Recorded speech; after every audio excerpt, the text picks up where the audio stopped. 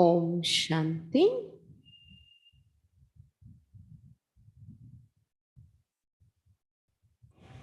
ఈరోజు అవ్యక్త బాప్దాద యొక్క మహావాక్యాలు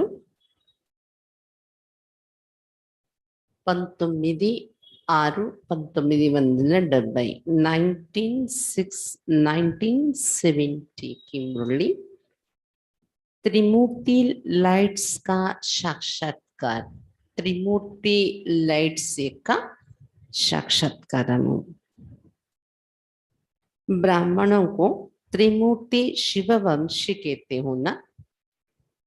బ్రాహ్మణులను త్రిమూర్తి శివవంశస్థులని అంటూ ఉంటాం కదా. టైటిల్ విన్నారా? బాబా చెప్తూ ఉండడం త్రిమూర్తి శివవంశస్థులు. త్రిమూర్తి బాప్ కే బच्चे స్వయం भी త్రిమూర్తి హే. అంటే త్రిమూర్తి శివుడి యొక్క పిల్లలు మనము, బాబా పిల్లలు. స్వయం కూడా త్రిమూర్తి అయి ఉన్నాము. బాప్ भी त्रिमूर्ति है. जैसे बाप त्रिमूर्ति है वैसे आप भी त्रिमूर्ति हो. బాబా కూడా త్రిమూర్తి అని అంటాం కదా. మరి బాబా ఎలా త్రిమూర్తిగా ఉన్నారో పిల్లలు మీరు కూడా త్రిమూర్తిగానే ఉన్నారా? 3 प्रकार के लाइट्स साक्षात्कार के आती है. బాబా చెప్తున్నారు త్రిమూర్తులు అంటే 3 రకాలైనటువంటి లైట్స్ మీ ద్వారా సాక్షాత్కారం జరుగుతూ ఉన్నాయా?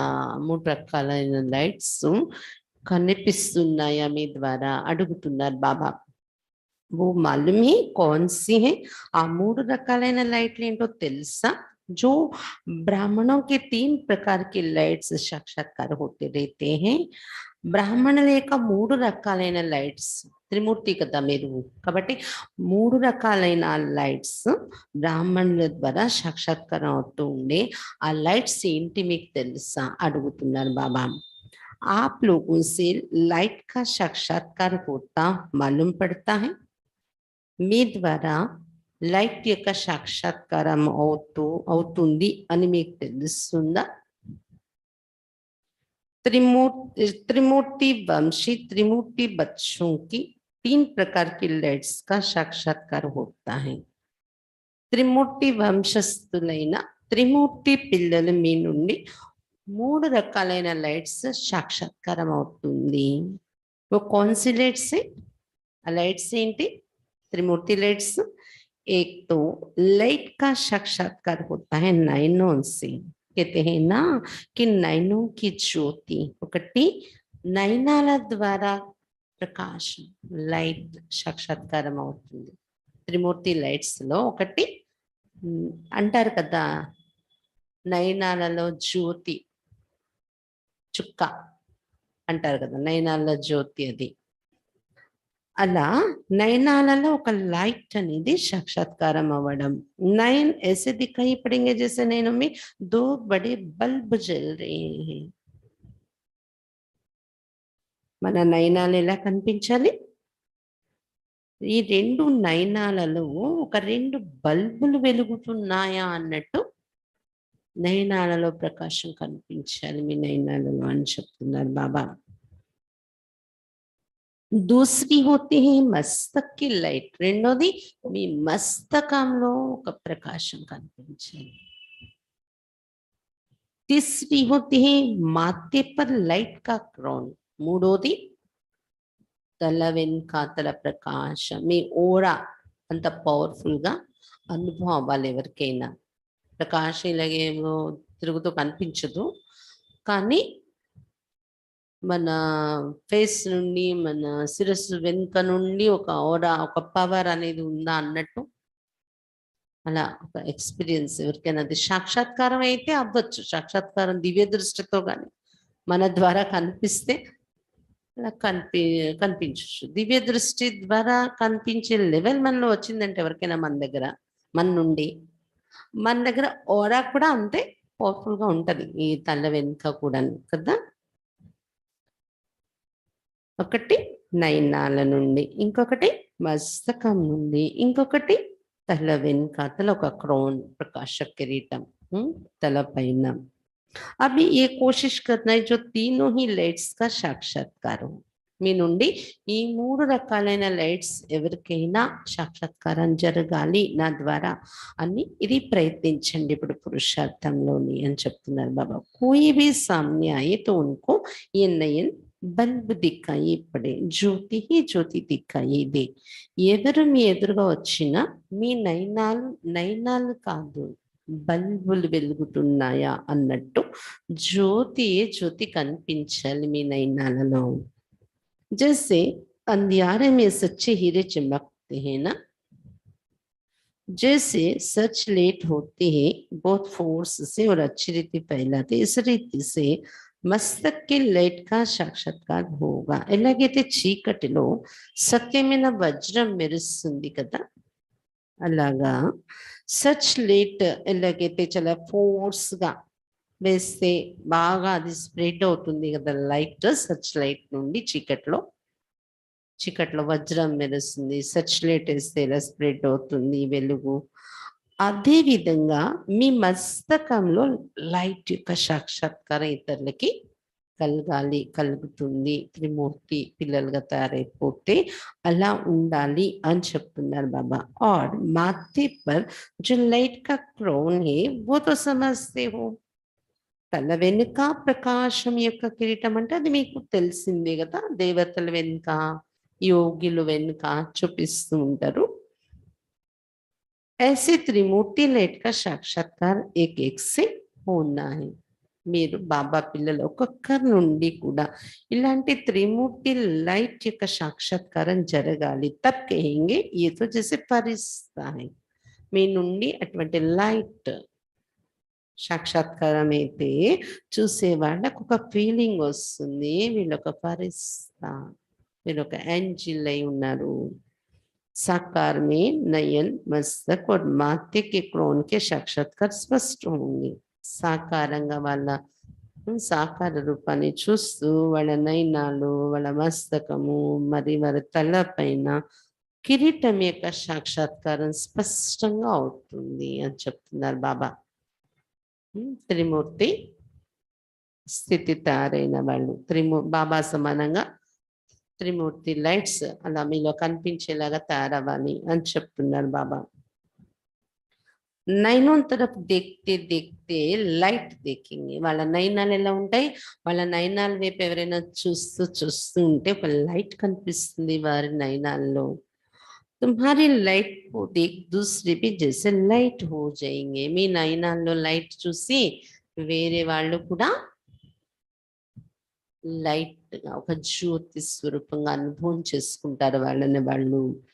कितने भी मन से व स्थिति में भारीपन हो लेकिन आने से ही हल्का हो जाए. మీ నయనాలలో లైట్ కనిపించినప్పుడు ఎవరికైనా నయనాలు కాదు ఒక లైట్ దొరుకుతుంది నయనాల నుండి, వాళ్ళ నయనాల నుండి అని మీ ఎదుటి వాళ్ళకి అనిపించింది, అనుభవం అయింది అనుకోండి, వాళ్ళ స్థితి లైట్ అయిపోతుందంట. మీ దృష్టి ఎవరి మీద పడితే వాళ్ళ స్థితి లైట్ అయిపోతుంది.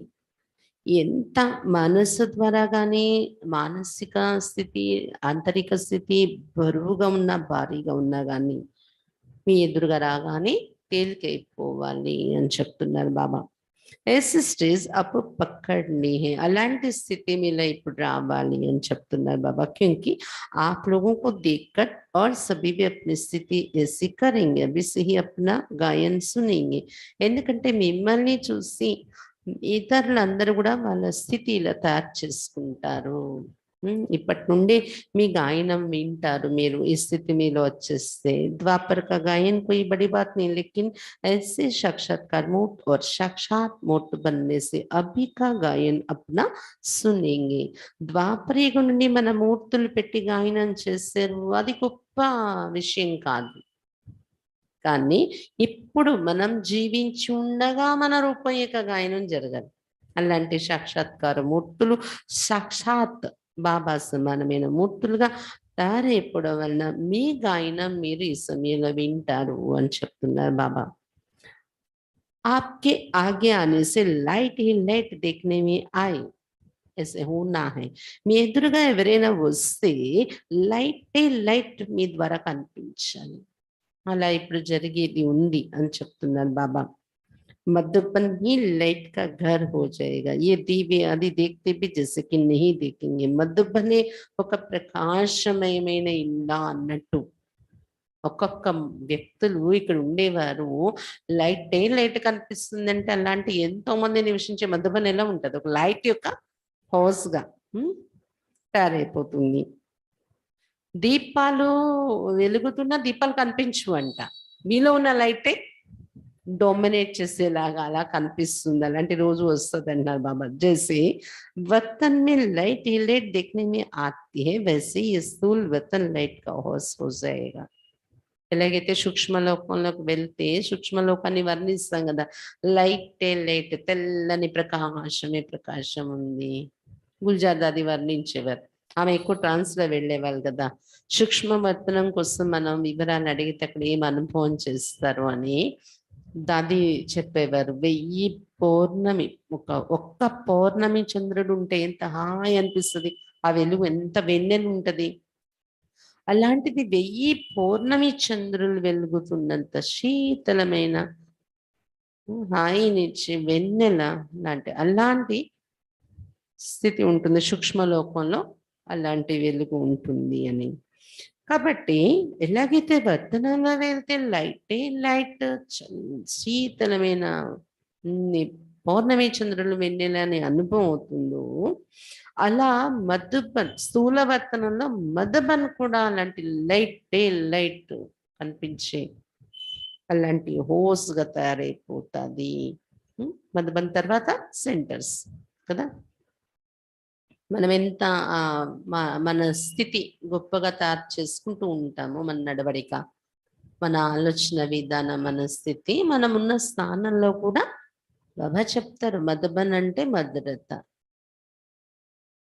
మీరు మధుబన్లో ఉన్న అనుభవంతోనే ఉంటే ఏ పని చేస్తున్నా, ఏం మనము ఒక ప్లానింగ్ చేసిన, ఒక ఏదైనా ఒక కర్మ చేసిన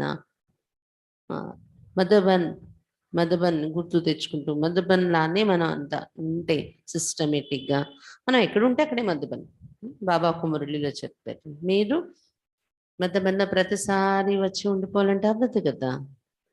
అందుకు మీరు ఉన్న చోట మీరు మధుబన్ని తయారు చేసుకోవడం అలవాటు చేసుకోండి అని. అందుకనే సెంటర్లని కూడా మనం మధుబన్గా వాతావరణం తయారు చేయొచ్చు. చాలా సెంటర్లలో అలాంటి వాతావరణ అనుభవం అవుతుంది కూడా కదా. బాబా చెప్తున్నారు అలా లైట్ కనిపించే హౌస్ గా తయారైపోతుంది మీలో అలాంటి స్థితి వచ్చినప్పుడు. జబ్ ఆప్ చైతన్య లైట్ హౌస్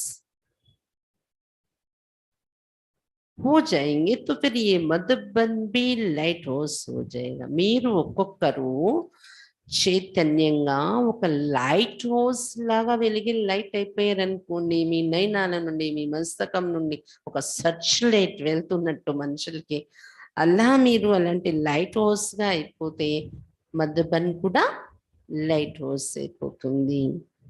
అబ్బి ఏ లాస్ట్ పడాయికి లాస్ట్ సబ్జెక్ట్ ప్రాక్టికల్ ని, ఇది మన చదువులో లాస్ట్ సబ్జెక్ట్ అంట, ఇది ప్రాక్టికల్ గా చేయాల్సిన సబ్జెక్ట్. ఇది లాస్ట్ లో మనం ఈ స్థితికి రావాల్సి ఉంది. థియరీకి కోర్సు సమాప్త హువా, ప్రాక్టికల్ కోర్స్ కి లాస్ట్ సబ్జెక్ట్. థియరీ పూర్తయిపోయింది, ఇప్పుడు ప్రాక్టికల్లో తీసుకొచ్చే లాస్ట్ कोर्स लास्ट सब्जेक्ट नడుస్తుంది. इस लास्ट सब्जेक्ट में बहुत फास्ट पुरुषार्थ करना पड़ेगा. इस स्टेज के लिए गायन है. ఈ లాస్ట్ సబ్జెక్ట్ లో మీరు ముందుకు వెళ్ళడానికి చాలా ఫాస్ట్ పురుషార్థం చేయవలసి ఉంటుంది అని చెప్తున్నారు బాబా. ఈ లాస్ట్ సబ్జెక్ట్ మీ ద్వారా ఈ లైట్ సాక్షాత్కారం చేయించటం, ఫాస్ట్ గా పురుషార్థం చేయాలి. ఇదే స్థితికి గాయనం ఉంది మీ స్థితికి అని చెప్తున్నారు బాబా. విగ్రహాలు ఎదురుగా గాయనం చేస్తారు, అది వేరు. కానీ ఇప్పుడు ప్రత్యక్షంగా ఇప్పుడు మీ ఎదురుగా మీరు మీ స్థితి అలా తయారైందా లేదా అనే రిజల్ట్ మీరు తీసుకురండి, చూపించండి అంటున్నాను బాబా. बाप दादा से कब विदाई नहीं होती है, माया से विदाई होती है. बाप दादा से तो మిలన్ होता है. బాప్ దాదా నుండి ఎప్పుడు కూడా మనం వీడ్కోలు తీసుకోము, మాయ నుండి వీడ్కోలు తీసుకోవాలి. బాప్ దాదాతో మిలనం జరుపుకోవాలి మనం, వీడ్కోలు అని అనరు. ये थोड़े समय का मिलन सदा का मिलन करने के निमित्त बन जाता है. ఈ కొద్ది సమయం ఏదైతే బాబాతో మిలనం చేసుకుంటున్నామో ఇది సదా మిలనం బాబాతో జరుపుకునే అనుభవానికి తీసుకెళ్ళడానికి ఇది నిమిత్తం అవుతుంది. बाप के साथ गुण और कर्तव्य मिलना यही मिलन है. సదా మిలనం అంటే ఏంటి?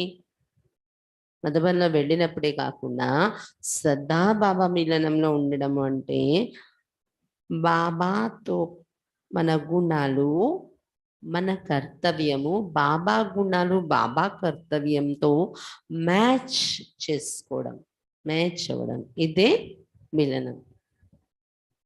यही ప్రయత్న సదే కర్తే रहना. ఇదే ప్రయత్నం మనం అందరము చేస్తూ ఉండాలి. బాబా కర్తవ్యం ఏదో నా కర్తవ్యం అదే, బాబా గుణాలేవో నా గుణాలే కలుపుకుంటూ ఉండాలి మనం. संकल्पों को ब्रेक लगाने का मुख्य साधन कौन सा है मालूम है? సంకల్పాలకు బ్రేక్ వేయడానికి ముఖ్య సాధనం ఏంటి తెలుసా? जो भी कार्य करते तो करने के पहले सोचकर फिर कार्य शुरू करो. ఏ కార్యం చేసినా చేయడానికి ముందు ఆలోచించి తర్వాత కార్యం చేయండి. जो कार्य करने जा रहा हूं वो बाप दादा का कार्य है, मैं निमित्त हूं.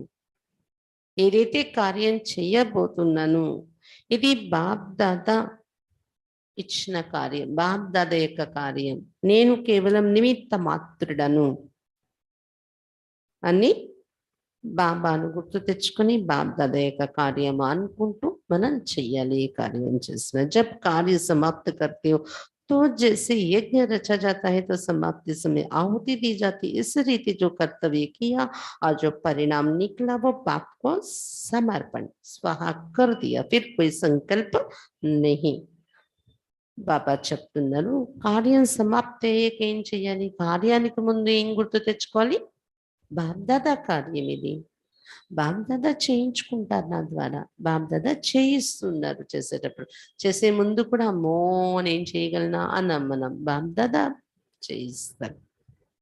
ఈరోజు మమ్మా డే జరుపుకున్నాం, మమ్మలో విశేషత కూడా అదే ఉండేది కదా. బాబా మనకి ఆర్డర్ ఇచ్చారంటే ఆ ఆర్డర్లో నడవడమే, చేయించుకోవడం ఆయనకి తెలుసు కాబట్టి మనకు ఆర్డర్ ఇచ్చారు. మనం చేయగలమని, నేను చేయగలనని మనం ఆలోచించకూడదు. చేయటంలో మనం ఇమిడిపోతే చేయించుకుంటాడు అతనే, నేను నిమిత్త మాత్రం. ఇలా బాప్ దాదా కార్యము నాదా ఏంటి అలాంటి ఆలోచనలతో మనం ప్రారంభించాలి. కార్యం పూర్తయిపోయాక ఇది ఒక యజ్ఞం అన్నారు కదా బాబా, ఆహుతి ఇస్తారు కదా కంప్లీట్ అయ్యే సమాప్తి అయ్యే టైంలో. ఆ విధంగా ఇక్కడ ఏం చెయ్యాలంటే మీ బాధ్యత, మీ కర్తవ్యం, మీ డ్యూటీ కంప్లీట్ అయ్యాక బాబా ఏది ఇచ్చారో కర్తవ్యం చేసాను, దాని పరిణామం రిజల్ట్ ఏదైతే వచ్చిందో అది బాబాకు సమర్పించేశాను, స్వాహా చేసేసాను అన్నట్టు ఉండాలి అని చెప్తున్నారు బాబా. ఇంకేం సంకల్పాలు మళ్ళీ రాకూడదు మీకు. ఏదైతే జరిగిపోయిందో దానికోసం మరి ఇంకేం సంకల్పాలు రాకూడదు. స్వాహా బాబాకు. దాని రిజల్ట్ కోసం మనం మళ్ళీ ఆలోచనలో అంటే రకరకాల కామెంట్స్ వస్తాయి మనం ఏదైనా చేసే కదా. కామెంట్స్ అంటే నెగిటివ్ ఏమి ఉండవు, పాజిటివ్ కూడా ఉంటాయి. పొగుడుతారు, చేసి అన్నింటినీ బాబా ఎదురుగా సమర్పించేయాలి మనం. ఎవరు పొగిడేరు అది కూడా బాబాకి ఇచ్చేయండి. ఎవరు నెగటివ్ కామెంట్స్ ఇచ్చారు అది కూడా బాబాకి ఇచ్చేసేయండి. అతీతమే పోలాహుతి చేసేయాలి, బాబా మీద స్వహా చేసేయాలి. నిమిత్ బన్ కార్య కియా और जब कार्य समाप्त हुआ तो స్వహా కియా. దీన్ని ఏమంటారు? నిమిత్త మాత్రుడను, చేయించేవాడు అతనే అని ఆ స్థితిలో ఉంటూ కార్యం చేయడము, కార్యం పూర్తయిపోయాక బాబాకు స్వహా చేయడం. फिर సంకల్ప క్యా చలేగా, అలా మనం ఫాలో అయినప్పుడు ఇంకా సంకల్పాలు ఏం నడుస్తాయి? మనకేమి संकल्पाल नडबव कदा ఎక్కువగా. जैसे आग में चीज डाली जाती है तो फिर नाम निशान नहीं रहता, वैसे हर चीज की समाप्ति में संपूर्ण स्वाहा करना है. ఎలాగైతే అగ్గిలో ఏదైనా వస్తువు వేసేస్తే దాని నామరూపాలు ఇంకా కనపడవు కదా. ఆ విధంగా ప్రతి వస్తువుకు కూడా సమాప్తి చేసినప్పుడు సంపూర్ణ స్వాహ చేయాల్సి ఉంటుంది. ప్రతి కర్తవ్యం పూర్తయ్యాక మళ్ళీ దాని రిజల్ట్ సంపూర్ణంగా స్వాహా చేస్తుంది. మళ్ళీ మై మేరా దీనిలో వచ్చేయకూడదు మనం. फिर आपकी जिम्मेवारी नहीं బాబాకి అర్పించేసాను, ఇంకా దాని విషయంలో నేను మళ్ళీ తిరిగి ఆలోచించడం వర్ణన చేయడం ఇంకా నా బాధ్యత అక్కడ లేదు. ఇంకా బస్ ఫినిష్ అయిపోయింది. जिसके अर्पण हुए फिर जिम्मेवार वो हो जाते हैं. ఎవరికి అర్పించేసానో అతడిది బాధ్యత. అప్పచెప్పింది అతని పని, నిమిత్తుడినే చేశాను, అతనికి ఇచ్చేసాను, అతనిది బాధ్యత. మనం మళ్ళీ ఒక్కొక్కసారి కొన్ని పనులు చేసాక నిరాశలోకి వస్తాం. అయ్యో ఇది సరిగా అయిందో లేదో, అయ్యో ఇది వీళ్ళకి నచ్చిందో లేదో, అయ్యో ఇది ఏంటో కరెక్ట్గా అయిందో లేదో, అవన్నీ ఆలోచించకూడదు. మనం ఏం చేయాలి, బాబాకి అర్పించేసి ఫ్రీ అయిపోయి బాధ్యత బాబాది బాబాకి ఇచ్చేస్తాను అంతే.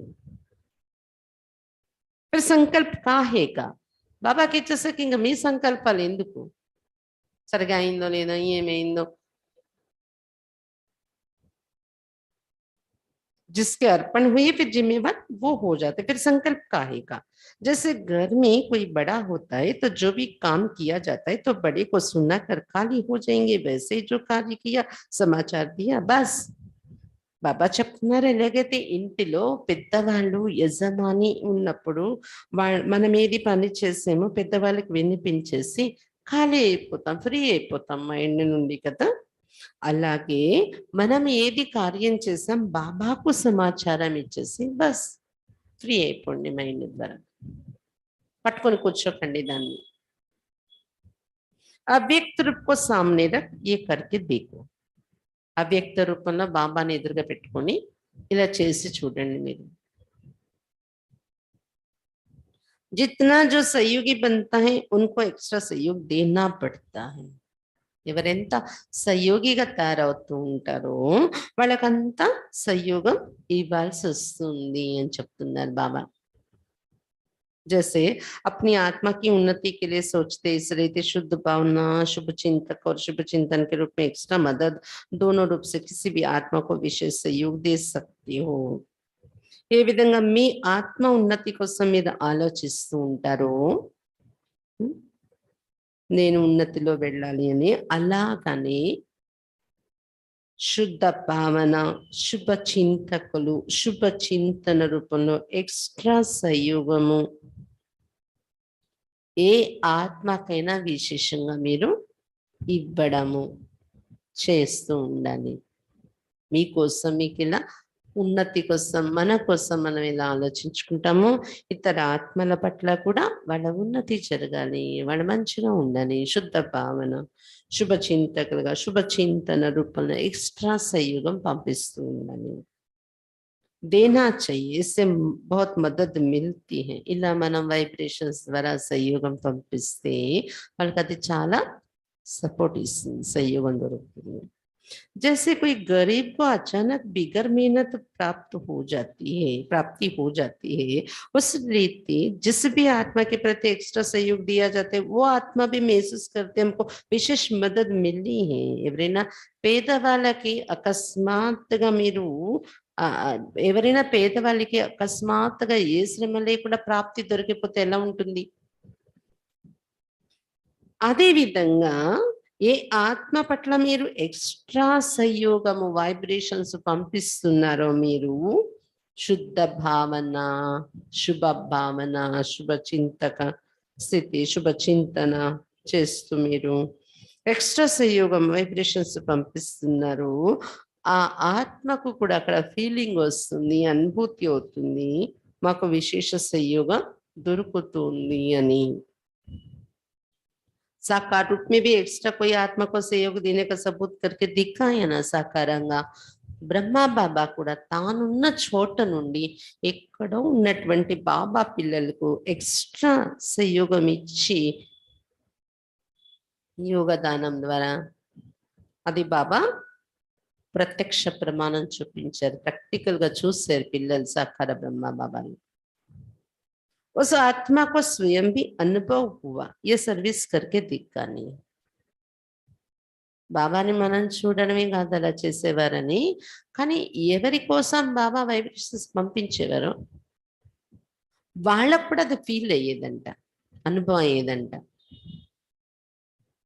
ఇప్పుడు మీరు ఇలాంటి సర్వీస్ చేసి చూపించాలి అని చెప్తున్నాను. ఎంత పవర్ఫుల్ స్థితి ఉండాలి మనకి ఇలాంటి సర్వీస్ చేయాలంటే. బాబా ఇక్కడ కూర్చొని మధుబన్ నుండి వాళ్ళకు శుభ భావనలు పంపిస్తుంటే, శుద్ధ భావనలు, అక్కడేమో వాళ్ళకి ఆపరేషన్ అవుతున్నా ఈజీగా అయిపోతూ ఉండేదంట. ఫీలింగ్ వాళ్ళకి పెయిన్ లేకుండా. వాళ్ళు అనారోగ్యం శూలాలు లాంటి ముళ్ళులాగా అనుభవం చేసేవారు, లేదా ఏదైనా అలాంటి ఎక్స్పీరియన్స్. చాలా పవర్ఫుల్ స్టేజ్ ఉంటే కానీ మనం అంత దూరం వరకు ఇలాంటి సర్వీస్ చేసి చూపించాలి అని చెప్తున్నారు బాబా. అంటే పవర్ఫుల్ స్టేజ్ అంటే ఇక్కడ ఏదో అలా కొంచెం స్ట్రిక్ట్గా మనం చేసేది కాదు. మన ఆలోచనలు, మన నడవడిక, మన వ్యవహారము, వీటన్నింటిలో ఒక చేంజ్ వస్తుంటే పవర్ ఆటోమేటిక్గా మనలో అది మనకు కనిపించకుండానే ఒక పవర్ నిండిపోతుంది. బాబా చెప్తారు కదా, ఆశీర్వాదాలు తీసుకుని కర్మ చేయండి, పుణ్యాత్మగా కండి. మొన్నంతా చెప్పారా లేదా మురళిలో, పుణ్యాత్మ యొక్క లక్షణాలు, ఆశీర్వాదాలు తీసుకునే కర్మ. అది కూడా ఒక శక్తి మనలో నిండిపోతుంది. మనం కూర్చొని చేసి పవర్ఫుల్గా చేసేస్తాను అని అదొక్కటే కాదు, దానివల్ల వచ్చేది కొంత పర్సంటేజ్, కానీ ఎక్కువ పర్సంటేజ్ మనకు శక్తి నిండేది ఇది. అలాగే మొన్న మురళిలో బాబా చెప్పారు కదా, దుఃఖం ఇవ్వకండి, దుఃఖం తీసుకోకండి, సుఖం ఇవ్వండి, సుఖం తీసుకోండి. చిన్న చిన్న స్లోగన్స్ అవి, కానీ దాన్ని ఇంప్లిమెంట్ చేయటానికి మనం దిగి చేస్తే దానిలో వచ్చే ఒడిదుడుకుల్ని సరిదిద్దుకునే ప్రయత్నం చేసినప్పుడు, ఎలాగైనా కంప్లీట్ ఇది నేను చెయ్యాలి, ఈ స్లోగన్ని ఆచరించాలి అన్నప్పుడు చాలా ఒడిదుడుకులు వస్తాయి. ఒక రోజు 2 రోజుల్లో అవ్వదు, నెలలు సంవత్సరాలు కూడా పట్టేస్తుంది. మన మీద మనకి దీక్ష ఉండాలి, అది ఫుల్ మనలో వచ్చే వరకు, పర్ఫెక్ట్ అయ్యే వరకు. అలాంటి విషయాలను తీసుకొని మన మీద మనం ప్రయోగం చేయడము, పరిశీలించుకోవడము, మార్చుకోవడము, ఇలా చాలా పాయింట్స్ ఉంటాయి బాబా చెప్పేవి.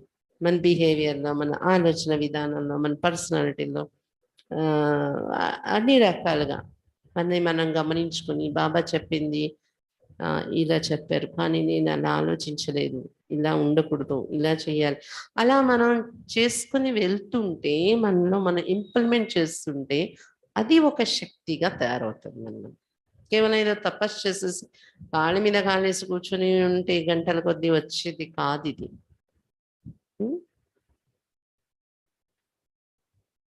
ఆ పవర్ మనలో వస్తున్న కొద్దీ అది ఎలా ఉంటదంటే, మనం నడుస్తూ తిరుగుతుంటూ కూడా ఒక మంచి పాజిటివ్ వైబ్రేషన్స్ ఎవరికైనా ఇచ్చామంటే వెళ్ళిపోతుంటాయి, వాళ్ళకి చేరిపోతూ ఉంటుంది, వాళ్ళకి అది ఎక్స్పీరియన్స్ కూడా అవుతుంది అన్నమాట. ఇలాంటి సర్వీస్ చేసి చూపించండి అని చెప్తున్నాను. जितना जितना आप सूक्ष्म होते जाएंगे उतना ये सूक्ष्म सर्विस भी बढ़ती जाएगी. మీ స్థితి ఎంతెంత సూక్ష్మంగా తయారవుతూ ఉంటుంది లోపల నుండి, అంటే ఎంత డెప్త్ లోకి వెళ్తూ ఉంటారు మీ స్థితిని తయారు చేసుకోవటంలో, అంత ఇలాంటి సూక్ష్మమైన సర్వీస్ కూడా మీ ద్వారా పెరుగుతుంది. ఇది బయట కనిపించే సర్వీస్ కాదు కదా, సూక్ష్మ సర్వీస్ అంటారు. స్థూल के साथ सूक्ष्म का प्रभाव जल्दी पड़ता है और सदा काल के लिए. స్థూలంగా కనిపించడంతో పాటు సూక్ష్మంగా మన స్థితి లోపల ఏదైతే ఉంటుందో దాని ప్రభావం తొందరగా పడుతుంది ఎవరిపైన. తొందరగా ప్రభావం పడడమే కాదు, అది సదా కాలానికి ఉండిపోతుంది. వాళ్ళు కొన్నాళ్ళు నడిచారు, కొన్నాళ్ళు ఆ ప్రభావం పోయింది అన్నట్టు ఉండు.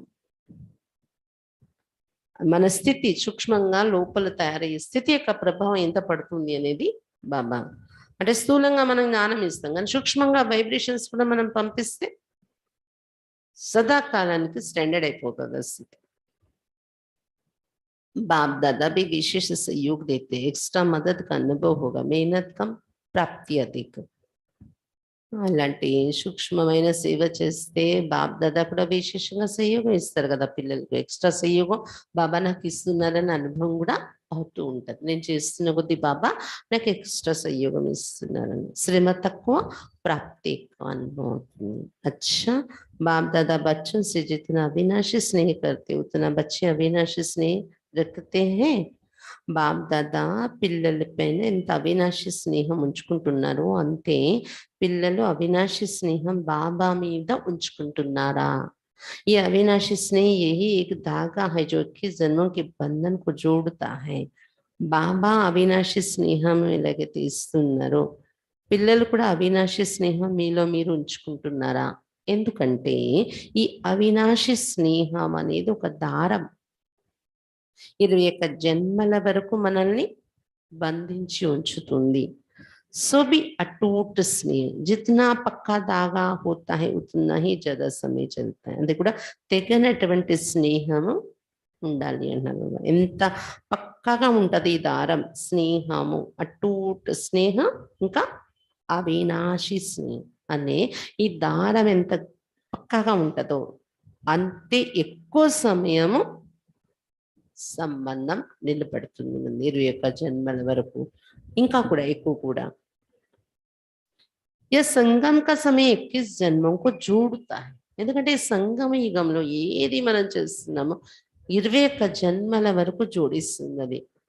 ప్రతి విషయాన్ని తీసుకొని వెళ్ళి इस संगम के संगम के युग का एक एक संकल्प एक एक कर्म 21 जन्म के बैंक में जमा होता है. ఈ సంగమ యుగంలో మనం చేసే ఒక్కొక్క సంకల్పం ఒక్కొక్క కర్మ ఈ కొద్ది కాలంలో చేసే ఒక్కొక్క సంకల్పం ఒక్కొక్క కర్మ 21 జన్మల ప్రాప్తి అనే బ్యాంకులకు వెళ్ళి జమ అవుతుంది అని చెప్తున్నారు బాబా. इतना अटेंशन रखकर फिर संकल्प भी करना, जो करूंगा वो जमा होगा. ఇంత అటెన్షన్ మీ మీద పెట్టుకుని సంకల్పం చేయండి. మీ మీద మీరు ఇంత అటెన్షన్ పెట్టుకుని ఎంత అటెన్షన్ ఇప్పుడు ఏది చేస్తానో 21 జన్మల వరకు కనెక్ట్ అయిపోతుంది అని ఒక్కొక్క సంకల్పం మీద కూడా అంత గమనిక పెట్టుకుని సంకల్పం చేయండి. జో కరుంగా ఓ జమా. అలాగే కర్మ నేను ఏది చేస్తానో అదే నాకు 21 జన్మల వరకు జమ అవుతుందని కూడా గుర్తు పెట్టుకోండి. तो कितना जमा होगा एक సంకల్ప भी వ్యర్థ నా హో. ఇది గుర్తుపెట్టుకుంటే ఎంత జమ అయిపోతుంది చూడండి. ఒక సంకల్పం కూడా వ్యర్థం కాకూడదు అనేది గమనిక పెట్టండి. एक संकल्प भी व्यर्थ हुआ तो जमा में कट जाता है. ఒక సంకల్పమైన వ్యర్థమైంది వచ్చింది అంటే 21 జన్మల జమ అవుతున్న ఖాతాలో మైనస్ అయిపోతూ ఉంటుంది. ఈరోజు బాగుంది, కొంచెం కూడా వ్యర్థం రాలేదు, జమ అయింది. రేపు మళ్ళీ ఒక్క వ్యర్థమైన వచ్చిందంటే అక్కడ ఏమైంది, నిన్న జమ చేసుకున్న దానిలో కట్ అయిపోయింది, మళ్ళీ మైనస్ అయిపోతూ ఉంటుంది. చూసుకోండి, జాగ్రత్త పెట్టుకోవాలి కదా మరి వెళ్ళేటప్పుడు. సంకల్ప भी व्यर्थ ना जाए. సమయతో చూడు, సంకల్పం కూడా ఒక సంకల్పం కూడా వ్యర్థమైంది రాకూడదు. సమయం వ్యర్థం చేయకండి, అది వదిలేయండి, అది తర్వాత విషయం. సంకల్పం కూడా వ్యర్థం కాకూడదు. अब पुरुषार्थ इस सीमा पर पहुंच रहा है. సమయం వృధా చేయకండి, వ్యర్థం చేయకండి అనేది ఇనిషియల్ స్టేజ్, ముందు మీరు చేసే పురుషార్థం అది. ఇప్పుడు సంకల్పం కూడా ఒక్కటి వ్యర్థం కాకూడదు అనేది ఆ స్టేజ్ వరకు మీ పురుషార్థం చేరాలి ఇప్పుడు అంటున్నారు బాబా. అది ఎప్పుడు 1970లో చెప్పారు బాబా. అంటే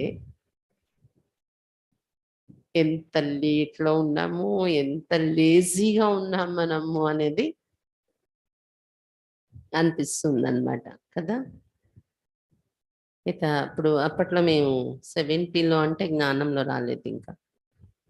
తర్వాత రివేజ్ మురళీలు అయితే నడుస్తూ వచ్చాయి కదా. కానీ చాలా రోజుల వరకు రివేజ్ మురళి ఉండేది కాదు. సీజన్ మురళిలో సీజన్ మురళి, మిగిలిన టైంలో అవ్యక్త మురళిలో ఉండేవి. పుస్తకాలు కొనుక్కొని చదువుకోవడం ఎవరికి వాళ్ళు, అంతేకాని తర్వాత మధుబన్ నుండి వీక్లీ వన్స్ రివేజ్ మురళి పెట్టడం స్టార్ట్ చేశాం.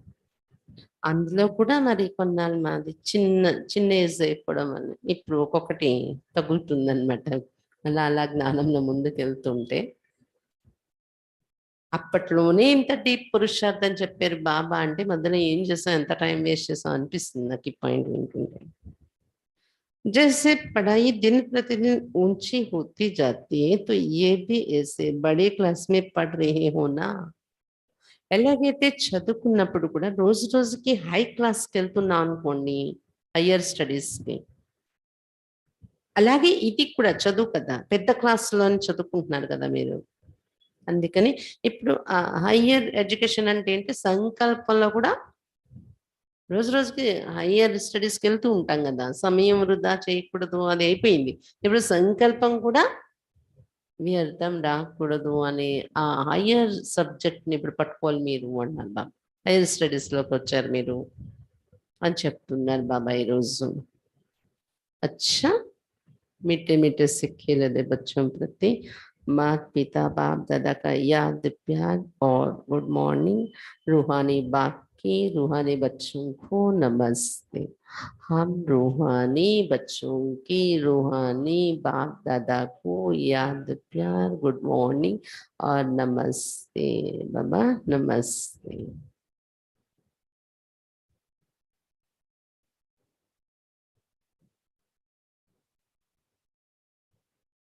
अच्छा, ఈరోజు మమ్మాడే మంచిగా జరిగింది, పగలు వచ్చిన వాళ్ళు కూడా ఉన్నారు. బాబా మంచిగా ఈరోజు అందరికీ, కాకపోతే సైలెన్స్లో యోగం కూర్చునేవి ఇప్పుడు తగ్గిపోయి ఉత్సవం రూపంలో జరుగుతున్నాయి అన్నీ, కానీ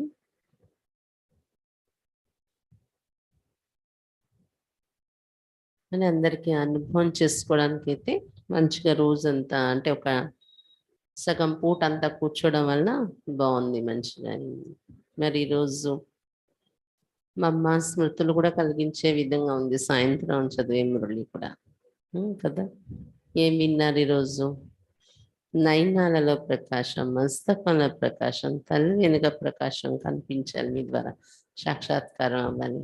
మా అమ్మ స్వరూపం అదే కదా చూస్తున్నాం. మమ్మల్ని ఎంత గంభీరత, ఇముడ్చుకునే శక్తి, చదువుకునే శక్తి ఎక్కువగా ఉండేవి. దానివల్ల సహనశీలత, ఓర్పు, అది ఒక పరిస్థితి కానీ అనారోగ్యమే కానీ అంతలా మా అమ్మ దాన్ని ఇముడ్చుకునేవారు అని. ఇంకా హాస్య పాత్రలో అయితే నెంబర్ 1 మా అమ్మ. 2 స్లోగన్స్ ఈరోజు గుర్తు చేస్తున్నారనమాట మా అమ్మ విశేషతలు. ఒకటి అమ్మ ఇప్పుడు కూడా ఆచరించేవారు ఏంటంటే, ప్రతి క్షణము అంతిమ క్షణం అనుకుని అలర్ట్గా ఉండాలి మనం. ఈ క్షణం నేను ఒకవేళ ప్రాణం విడిచిపెడితే నా పరిస్థితి ఏంటి, దీనిలో నా మార్కులు జమ అవుతాయి అనేది ఇప్పుడు ఎవరు రెడీగా ఉండాలి అనేవారు మా అమ్మ. ఇంకొకటి ఆజ్ఞ నడిపిస్తున్నాడు భగవంతుడు, ఆ ఆజ్ఞలో నడవడమే మన పని, వెనక్కి తిరిగి ఇంకా ఆలోచించకూడదు, చైనా వద్దా, చేయగలనా లేదా అని. ఇంకా అలా ఉండేది మా అమ్మ లైఫ్లో. మా అమ్మ అలా జీవించారు ఈ యజ్ఞంలో. ఈ 2 స్లోగన్స్ మనం కూడా ప్రాక్టికల్ పెట్టుకున్నట్లయితే మనం కూడా ఆ స్థితికి చేరుకుంటాం, బాబాకు ఆజ్ఞాకారిగా విశ్వాసపాత్రులుగా తయారైపోగలం. ఇంకా మా అమ్మతో కలిసి ఉన్న వాళ్ళకి అవన్నీ ఎన్నెన్నో అనుభవాలు. మా అమ్మ ఎంతైతే ధారణాయుక్తంగా ఉండేవారో, అంటే ప్రతి పాయింట్ని కూడా వినడమే కాకుండా ఆమె స్వరూపంలో అనుభవం చేసుకొని చెప్పటం వలన అది ఎవరికైనా అలా గురి తగ్గలేదంట. ఇంకా చాలా మందికి, మా అమ్మకైతే ఏ సాక్షాత్కారాలు అవ్వలేదు, బ్రహ్మబాబాకు సాక్షాత్కారాలు అయ్యాయి. మా అమ్మకి పార్ట్ ట్రాన్స్లో వెళ్ళడం కానీ సాక్షాత్కారాలు చూడడం కానీ, కానీ ఆమెను చూసిన వాళ్ళకి సాక్షాత్కారాలు అయ్యాయి. మహాలక్ష్మి రూపాన్ని, లేకపోతే ఎక్కువ దుర్గా రూపాన్ని చూస్తూ ఉండేవారు. చిన్న చిన్న కుమారీలకు కూడా మా అమ్మని చూసి ఆ సాక్షాత్కారం అవడం, దాంతో వాళ్ళు సేవలో రావడం అలా. బాబాకు మంచి ఆజ్ఞాకారి బిడ్డగా ఉండి యజ్ఞ సంపాలన చేశారు. మమ్మ వెళ్ళిపోవడంతో కుడి భుజం వెళ్ళిపోయినంతలాగా, అంటే ఈ యజ్ఞాన్ని ఇప్పుడు ఎలా నడిపిస్తారు బాబా? బాబా ఏజ్ చూస్తే 90s కదా, అప్పుడు 1965 మమ్మ వెళ్ళిపోయారు. అమ్మాయి ఆల్ రౌండ్ అంతా చూసుకునేవారు అనుకోవచ్చు. 1969 అంటే ఇంకా 4 years ఉన్నారు బాబా. అప్పుడు 92 years బాబా వెళ్ళిపోయినప్పుడు. అంటే మమ్మ వెళ్ళిపోయేటప్పటికి ఎంత? 88 మా బాబాకి. ఆ ఏజ్ లో ఒక కుడి భుజం లాంటి వాళ్ళు వెళ్ళిపోతే బ్రహ్మ బాబాకు కూడా తెలియదు కదా. శివ బాబా ఎవరికి రహస్యం చెప్పరు కదా, మా అమ్మాయి వెళ్ళిపోతారు నీకన్నా ముందు అని. బ్రహ్మ బాబాకు కూడా అది శివ బాబా అయితే అనౌన్స్ చేయరు కదా అలాగే. కానీ మా అమ్మాయి ఏజ్ ఎంత? 47 మళ్ళా ఆమె వెళ్ళిపోయేటప్పుడు. ఆ ఏజ్ లోని అంటే ఇంకా ఉంటారు. బాబా తర్వాత ఈమె యజ్ఞాన్ని నడిపించవచ్చు, అలా ఉంటది కదా ఏమైనా ఏజ్ని బట్టి. కానీ బాబా బాబా కన్నా ముందు మా అమ్మాయి ఎవరైతే ఎంత రెస్పాన్సిబుల్ గా చూసుకునేవారు యజ్ఞాన్ని, వెళ్ళిపోవాల్సి వచ్చింది కర్మభోగం కంప్లీట్ చేసుకొని. అప్పుడు అందరికీ యజ్ఞంలో ఉన్న పిల్లలకి అది డౌట్, ఇప్పుడు బాబా ఎలా దీన్ని తట్టుకుంటారు ఈ యజ్ఞాన్ని. మళ్ళీ ఇప్పుడు 88 ఏజ్ లో బాబా ఇన్ని బాధ్యతలన్నీ మళ్ళీ తిరిగి రివర్స్ అయ్యి అతని మీదకి వచ్చి అతను చూసుకోవటం అంటే, అయితే ఫైనల్ గా వచ్చే పరిస్థితులన్నింటికి బాబాయే రెస్పాన్సిబుల్ అనుకోండి బ్రహ్మ బాబాకి. కానీ మమ్మ సపోర్ట్ అంతా ఉండేది యజ్ఞంలో, యజ్ఞమాతాయి. అయినా బాబా కూడా డ్రామా పార్ట్ మీద ఎంత నిశ్చింతగా ఉన్నారంటే, బ్రహ్మ బాబా శివబాబా యజ్ఞం కదా ఆయన నడిపించుకుంటారని.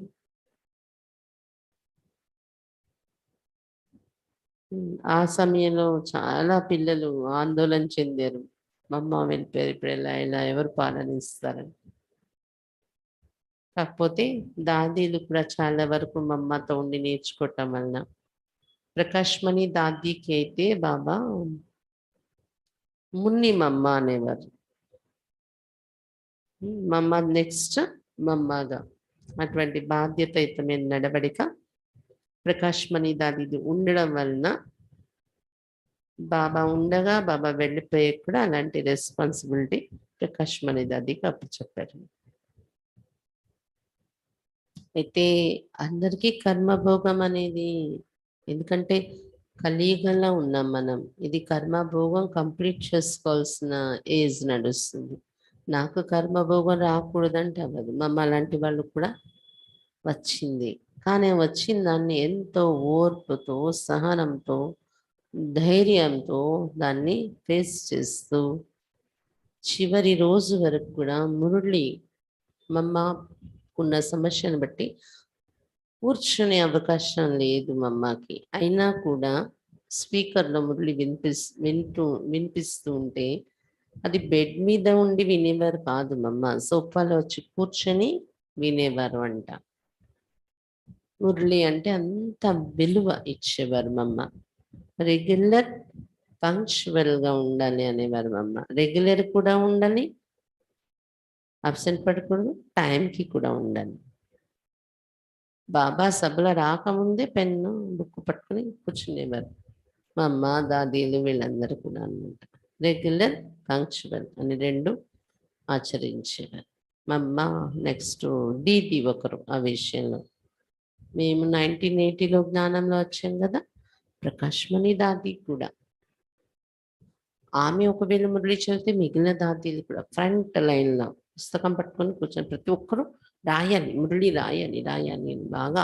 మేము జ్ఞానంలో వచ్చినప్పుడు కూడా సెంటర్లో కంపల్సరీ బుక్ పెన్ను పట్టుకొని రావాలని నేర్పించేవారు. వైట్ డ్రెస్, బుక్, పెన్ను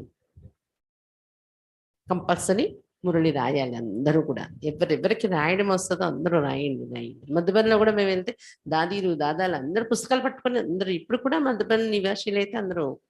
అయితే ఇప్పుడు కొంతవరకు తగ్గింది, ఈ మొబైల్ ఇవన్నీ వచ్చేసింది ఆ రాసే అలవాట్లు. నిజంగా ఎక్కడ క్లాస్ చూసినా, మధుబన్‌లో చూసినా అంటే ఏదో ఒక యూనివర్సిటీ కాలేజ్ అని బాబా అన్నందుకు అలాగే రూపం అలా కనిపించేది. అందరూ కూడా చక్కగా పుస్తకాలు పట్టుకొని లైన్‌లో కూర్చొని పుస్తకాలు పట్టుకొని రాసుకోవడం. దాదీలు కూడా ఆ స్టూడెంట్ లైఫ్ అనేది వాళ్ళు ఫ్రంట్ లైన్‌లో వచ్చి టైంకొచ్చేసి కూర్చొని పుస్తకాలు పట్టుకొని రాసేవారు దాదీలు కూడా అన్నమాట. అవ్యక్త బాబ్దాదా వస్తే ముందు లైన్‌లో దాది కూర్చునేవారు. ఇలాగే ఉండే స్టేజ్ మీద. ఇలాంటి స్టేజ్ మీద బాబా వచ్చేవారు మేము వెళ్ళినప్పుడు. ఎందుకంటే పెద్ద పెద్ద హాల్‌లు అప్పుడు లేవు. పాండా భవన్‌లో. ఇలాంటి గద్దె మీదే గుల్జార్ దాది కూర్చునేవారు. బాబా వచ్చేవారు. ఇలాగ కింద దాదీలు అలా ఫ్రంట్ లైన్‌లో పుస్తకాలు పట్టుకొని కూర్చొని శ్రద్ధగా విని రాసుకొని అలా. అంటే వాళ్ళని చూస్తేనే ప్రేరణ కలిగేది.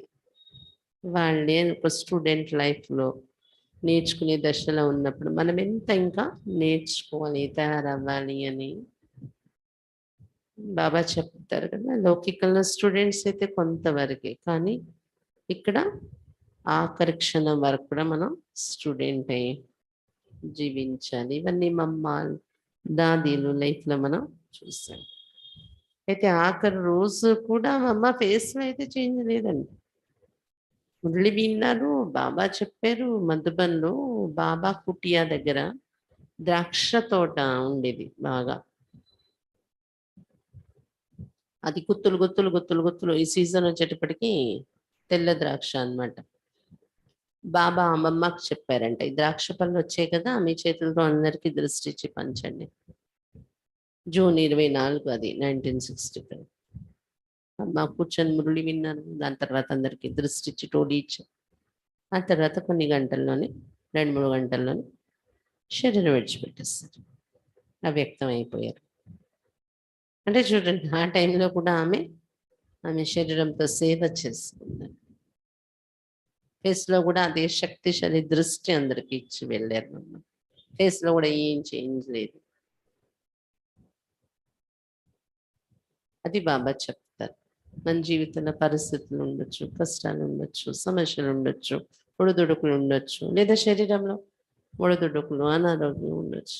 ఏది కూడా మన పర్సనాలిటీ మీద, మన ముఖం మీద, మన జీవిత విధానం మీద, మన హ్యాపీనెస్, ఇన్నర్ హ్యాపీనెస్ ఏదైతే మన సంతోషంలో ఉండే నేచర్ ఏదైతే ఉందో దాని మీద ప్రభావం వేయకూడదు. వాటన్నింటి నుండి అతీతంగా ఉండాలి మనం. తేలికైపోవాలి. ఈరోజు మురళిలో కూడా బాబా ఏం చెప్తున్నారు, మీ నయనాల్లో లైట్ కనిపిస్తే మీ ఎదురుగా వచ్చిన వాళ్ళు కూడా లైట్ అయిపోతారు, తేలికైపోతారు వాళ్ళ విషయాల నుండి.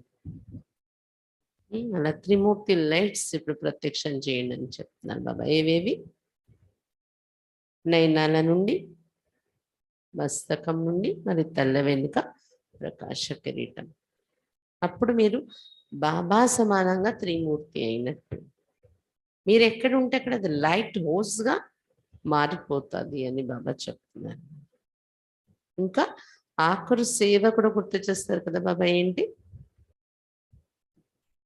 శుభ భావన, శుభ శుభ చింతన, శుభ చింతకులై శుద్ధ భావన యొక్క వైబ్రేషన్స్ మీరు పంపించినట్లయితే ఆ ఆ వ్యక్తి కూడాను ఫీల్ అవుతారు. వైబ్రేషన్స్ ఇవి నాకు వస్తున్నాయి, సహయోగం నాకు దొరుకుతుంది అని. అంటే నా పట్ల వాళ్ళు ఎంతో ఆలోచిస్తున్నారు, పాజిటివ్ వైబ్రేషన్స్ ఉన్నాయి అని ఒక ఫీలింగ్ వాళ్ళకి కలుగుతూ ఉంటుందన్నమాట. ఆ విధంగా అటువంటి ఆఖరి సర్వీస్ ఇప్పుడు మీరు చేయాలి అని చెప్తున్నారు వాళ్ళు. అందుకని నడుస్తూ, తిరుగుతూ, కూర్చొని యోగం చేస్తున్నప్పుడైనా కొద్ది నిమిషాలు మనం కేటాయించే వైబ్రేషన్స్ ఇవ్వడము. అలాగే వంట తయారు చేసేటప్పుడు కూడా వైబ్రేషన్స్ ఇవ్వచ్చు మనం. ఆ వంట భోగు అర్పించినప్పుడు బాబాకి అప్పుడు కూడా ఒక్కొక్కరికి మనం పంపలేకపోతే బాబాకే తినిపిస్తూ బాబా త్రూ అందరికి వెళ్ళిపోతున్నట్టు కూడా అనుభవం చేస్తూ ఉంటాము. ఎవరెవరికి వెళ్ళిపోవాలో మన నుండి వెళ్ళాల్సిన శుభభావనలు వెళ్ళిపోతూ ఉంటాయి. అలా రకరకాల రీతిలో మనం ఇది అనుభవం చేసుకుంటూ కేవలం స్థూలమైన సేవే కాకుండా సూక్ష్మ స్థితి ద్వారా కూడా, సూక్ష్మ వైబ్రేషన్స్ ద్వారా కూడా సేవ చేస్తే స్థిరముగా ఉంటుంది ప్రభావం వాళ్ళ పైన, కొద్ది కాలం వరకు కాకుండా అని బాబా చెప్తున్నారు. అది ఇప్పుడు మీలో చూడాలి అనుకుంటున్నారు బాబా. దానికోసం ప్రిపేర్ అవ్వండి అని చెప్తున్నారు బాబా. దానికోసం కూడా ఇంకేం చెప్పారు బాబా? ఆ స్థితి రావాలన్నా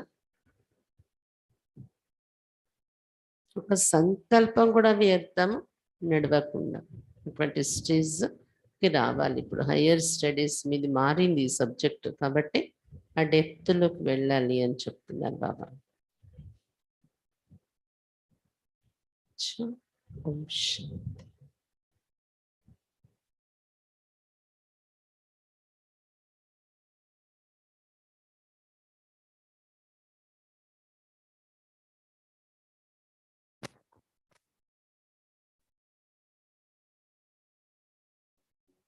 वीणावादिनी महातपस्विनी,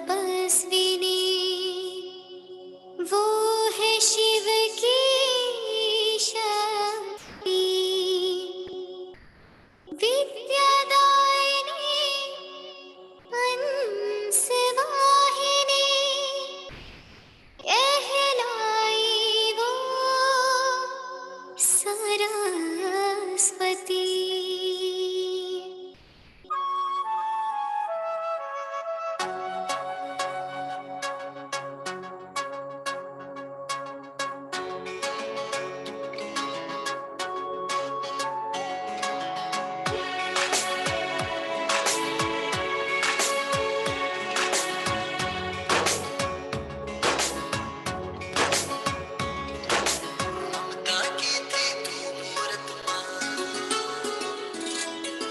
ममता की थी तू मूरत माँ, पाई है तेरी ठंडी सी छाँव। ममता की थी तू मूरत माँ, पाई है तेरी ठंडी सी छाँव। आई तेरी यादें हमें, ज्योति बनी तेरी आंचल में। ममता की थी तू मूरत माँ, पाई है तेरी ठंडी सी छाँव। ममता की थी तू मूरत माँ।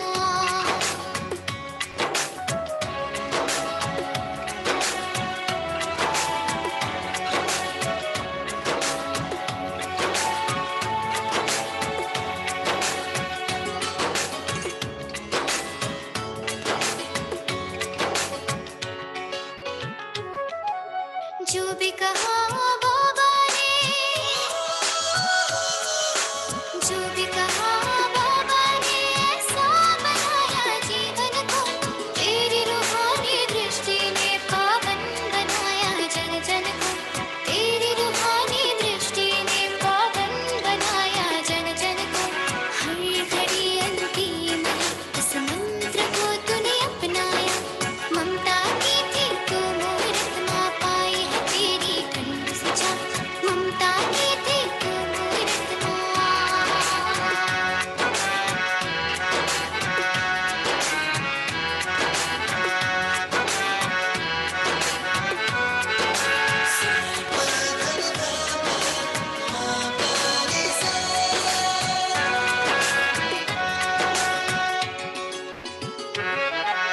तू काली तू जगदम्बा, तू काली तू जगदम्बा, तू संतोषी है दुर्गा। दूर है आँखों में चमके सूरत, दिल में बसी तेरी मूरत। लाख लिखे तेरी महिमा, लाख लिखे तेरी